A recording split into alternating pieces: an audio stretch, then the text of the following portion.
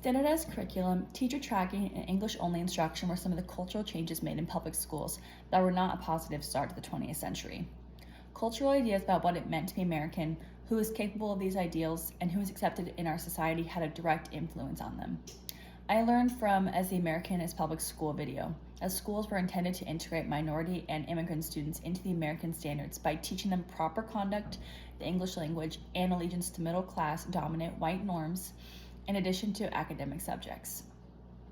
Students who already met these standards were routinely given advantages by these systems, while others were portrayed as inadequate or in need of improvement.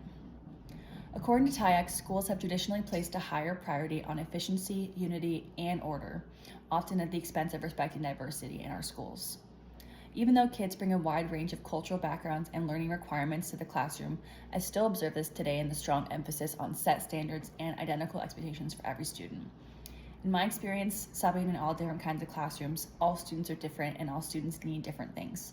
So in the sense of when all expectations are the exact same for everyone, whether it's a student with ADHD or someone who doesn't have ADHD, it's just very set in the sense of it needs to be all the same. Not everyone has the same needs. Early education portrayed intelligence and ability as biologically fixed, meaning it was already predetermined for a child based on their genetics, as seen by Selden's discussion of eugenics and the social construction of merit. Even though eugenic terminology is no longer used, comparable beliefs still exist because of schools' major dependence on testing and the early categorization of students as talented, average, or low achieving. These labels are frequently given to students and influence what is expected of them.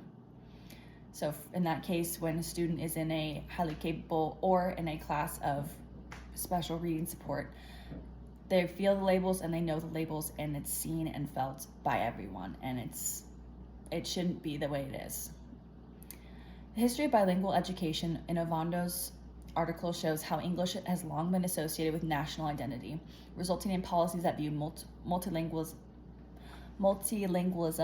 as a burden rather than an asset.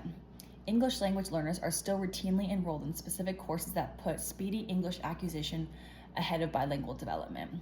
In the case of that, when I see students in courses such as that, it is a very speedy process of we want to get them out of here rather than we want to make them fully bilingual in their speech and what they use at home, what they use at school.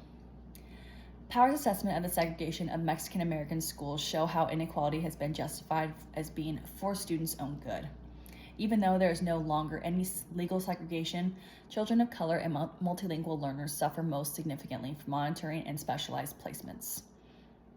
Overall, the issues of immigration, integration, diversity, and unequal opportunities from the early 20th century continue to be discussed in contemporary schools.